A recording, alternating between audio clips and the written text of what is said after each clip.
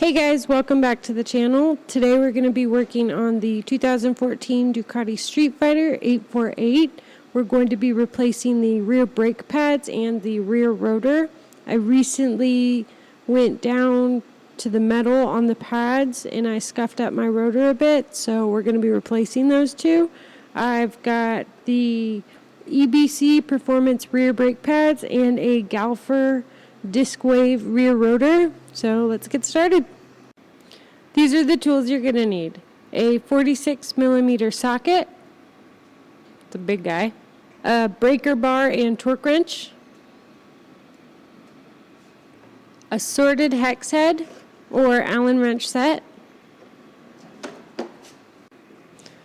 a ratchet, a 1/4-inch electric driver, optional, brake spring hook tool, and a 12mm wrench. Also a rear stand, the rotors, and the brake pads, and a bottle of water. To start, we're going to remove this cover that covers the exhaust so you don't burn your little feetsies.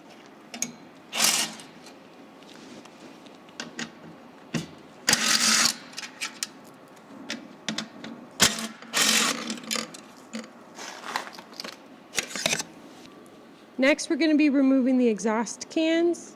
These are kind of a little warm still, but we're going to go ahead with it anyway. Alright, next we're going to be removing the rear exhaust cans. You're going to need a 12mm wrench, your 6mm hex, and the brake spring tool. Alright, let's get started.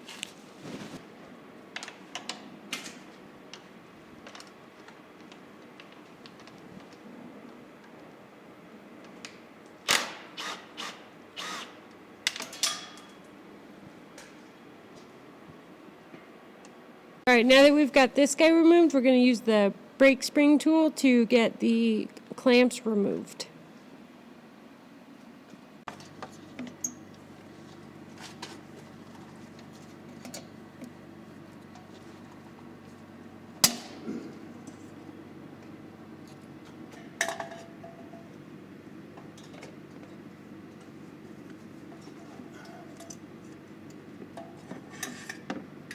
Next, we're going to pull out this bolt and slide the exhaust off.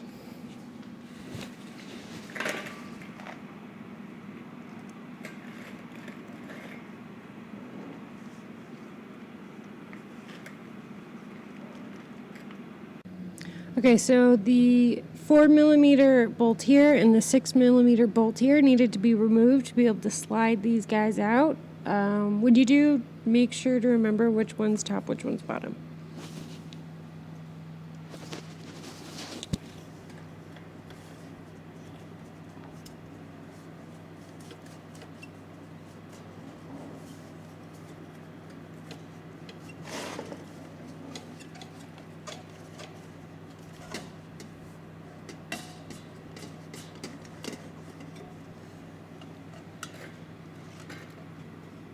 Alright, next we're going to pull apart this spring to get it off.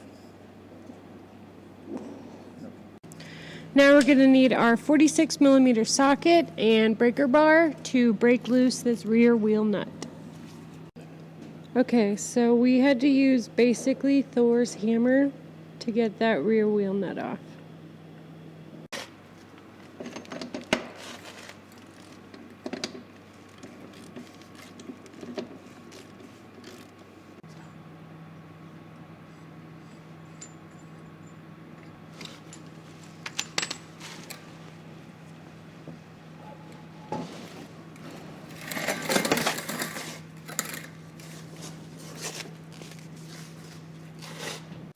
So the white stuff right here is just a salt buildup, probably from the previous owners if they lived close to the ocean. Make sure you get that off. That can destroy this. So we need to break all 4 of these nuts loose with a 5mm hex. Don't take them off all at once. Unscrew them all. Unscrew 2 of them. And then remove 2. And you might need someone for this and the last part to hold the brake. Okay, now that we got the 2 bolts off, it's time to remove the caliper.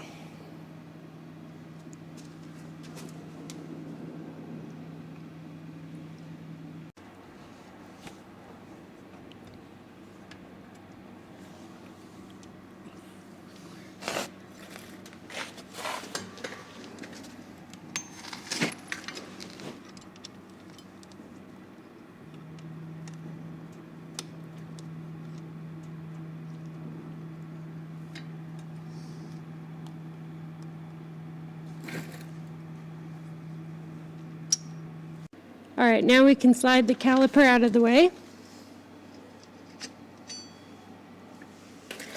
And unscrew those last 2 bolts on the rear rotor.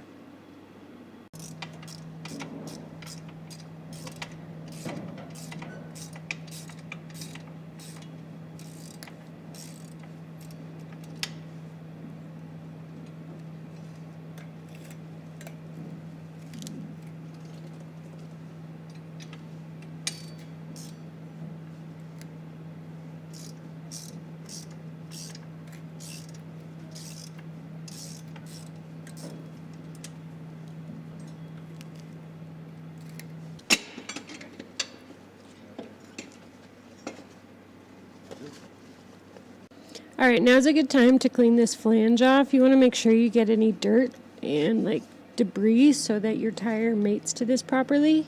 Otherwise, you're going to start seeing some problems, dogtailing down the road, stuff like that. Just dangerous. So get it nice and clean.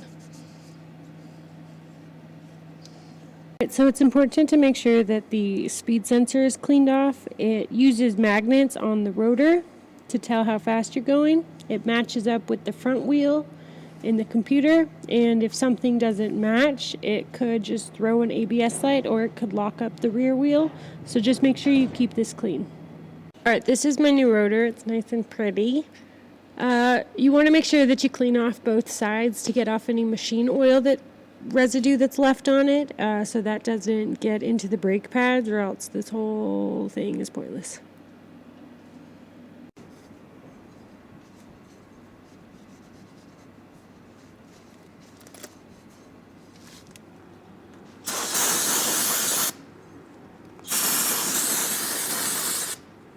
Alright, now's the time to get the nice shiny new brake rotor on. Make sure that the magnets are facing inside the bike.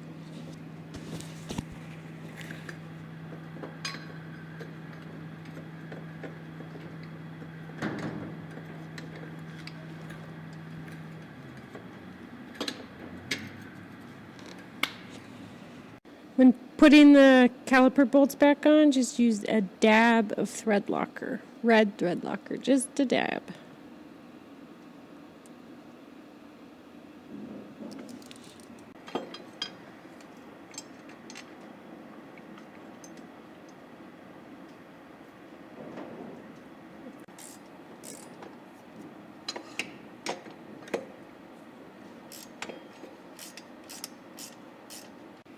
We've got the rotor back on. I don't have it torqued down. We're going to get the caliper back on before we start torquing it down. Once the caliper's on, you're going to need someone to hold down the rear brake so that we can get these torqued. Don't do it before because it's not going to work, and don't hit the rear brake while the caliper's off. So we've already done the rear brakes because my pads were metal to metal. It's not good. But this would be the time that you would replace the rear pads. You're going to take this pin out and the pads will slide out, and then you put the new pads in, put the pin back in, you're good to go. So if you've left the caliper off for a while, you want to make sure that you have room to get it back onto the rear rotor. So you might have to push the pistons back out. You want to make sure that the reservoir doesn't overflow, so just keep an eye on that, especially if you're putting new pads on. But you just squeeze them out and get them back on. Okay, so now we're torquing down the caliper bolts so that we can torque down the rotor bolts and torquing down the caliper bolts allows us to use the rear brake to keep the rotor in place. The bolts here, the caliper bolts, are 24 Newton meters. So coming at the bike from this angle makes this a little bit easier to get these guys torqued down.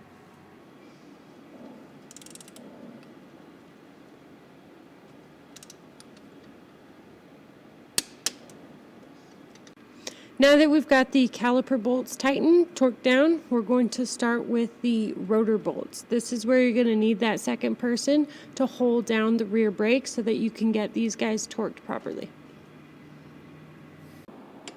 Hold.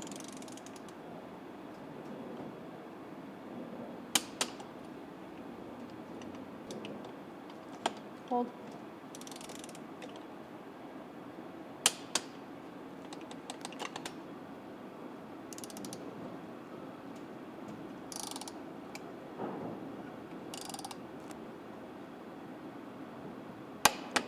So we're just cleaning this guy off, getting some of that buildup and some of the old grease on there before we put the new grease on it. You should be wearing gloves with this brake spray, with this whole job. So it's super important to put a lube. This is aluminum anti-seize. Between the two mating surfaces, from here and here, they're both aluminum. When aluminum gets super hot, it can create an effect called galling or galling, which creates pitting in the surface. And this helps prevent that. So we're going to go ahead and put the rear wheel back on. Be very careful when you put the wheel on. If you hit this, you will take off paint and you'll damage your rim. Make sure to line these bolts with these guys here, not bolts, but the thingies, the stubbies. Make sure to line those guys up. Here we go.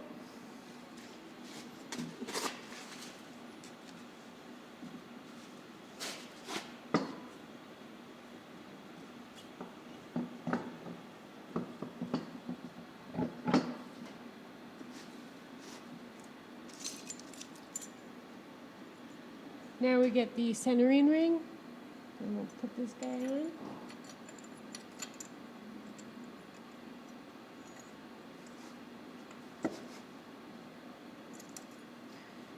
Alright, now that we've got the tire back on, we're going to lube up this shaft with some anti-seize.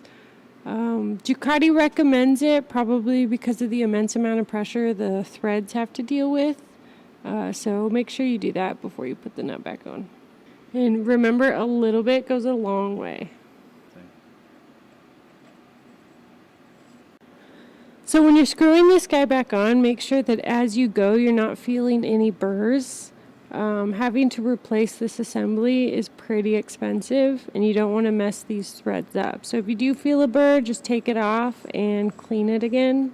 It feels a little grainy, so we might clean this again. Alright, the torque specs on the rear wheel nut are 230 Newton meters or 170 foot-pounds of torque. I'm not going to do this because I have no upper body strength, so Mr. Orange is. Alright, now it's time to get the retaining clip back in. Just stick it in the hole.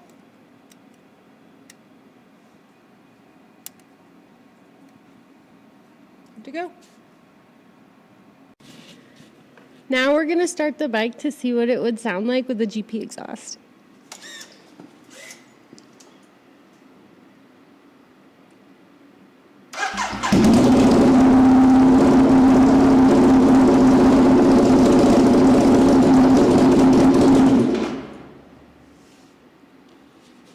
That was loud. Okay, the next step is just to reinstall the exhaust. You should remember how to do it, so just reverse the process and then we're almost finished. So we're all finished. One thing that you do want to do when you go for a ride is to make sure that you bed the pads, which is basically the first few times you're braking, brake really, really hard. the first few stops, you don't want them to be soft stops, so just make sure that you brake really hard on that rear rotor, or on the rear brake. And that's it. Thanks for watching. I hope you learned something, enjoyed the video. Maybe next time it'll be an install for the Austin Racing exhaust. We'll see. Bye.